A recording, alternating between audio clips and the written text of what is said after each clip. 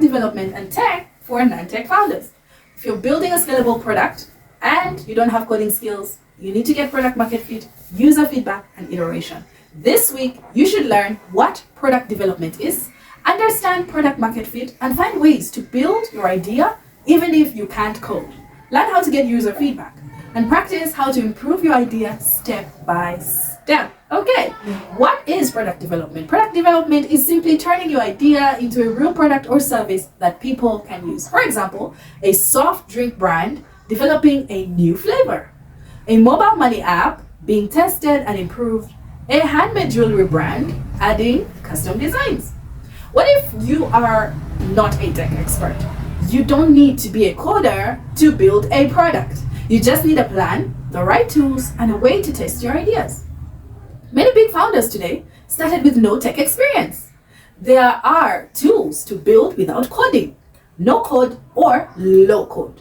And there are websites. If you want to build a website, you can use Canva, Wix, Card.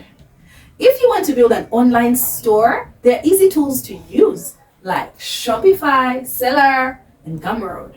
If you want to build a mobile app idea, there are tools like Glide, Adalo, Thunkable.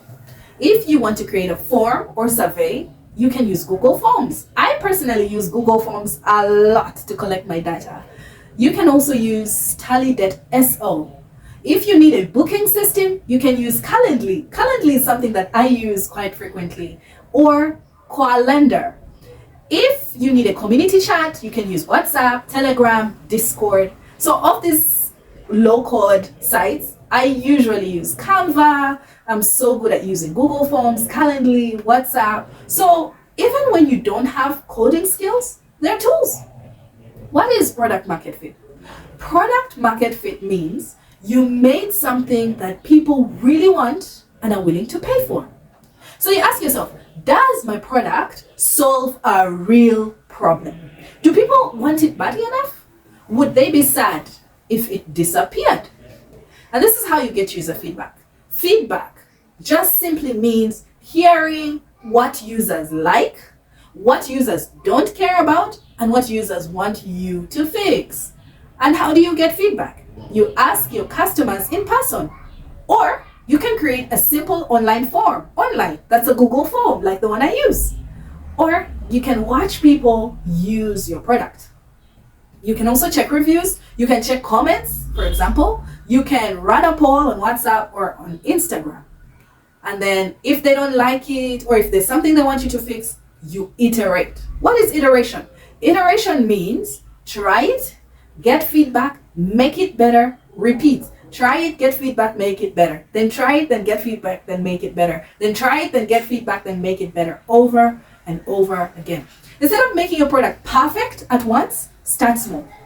Test it with real people and make changes based on what they say, and then keep improving. Oftentimes I see founders who come up with this brilliant idea, design a whole product, release it, and the real people say, nah, we don't like it. And then the founder feels sad because their idea was so brilliant. So to avoid going down that road, start small. Don't build the whole product in one go. Start small, test it with real people, then make changes based on what these people are saying. And then keep improving, repeat, and keep improving. And this is how Facebook, TikTok, Uber, and others started. Let me give you a real-life Ugandan example. Your Waste app. Your Waste solves waste collection problems in Ugandan neighborhoods. They have non-technical founders. These non-technical founders worked with developers to build a simple mobile app. And they talked to community members first before launching. They used Google Maps. You know Google Maps. Everybody knows Google Maps. They used mobile money APIs to run the service. And they grew. They grew by iterating based on user feedback. So get that feedback, see what it is, change, release, repeat. Now, Your Waste works with homes, it works with schools, businesses to manage garbage better.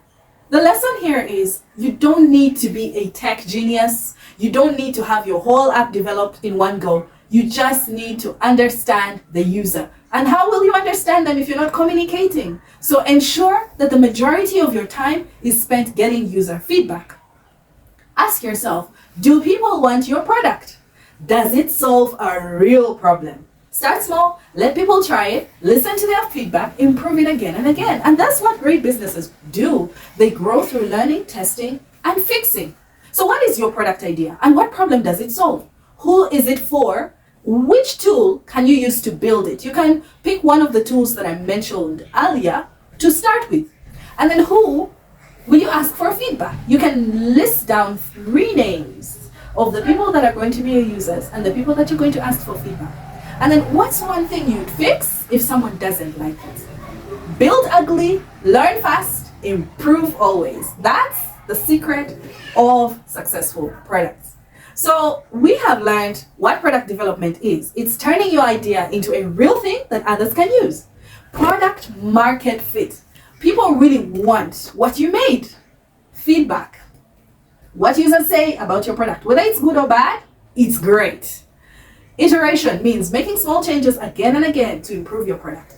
And no-code tools. These are websites and apps you can use to build without coding.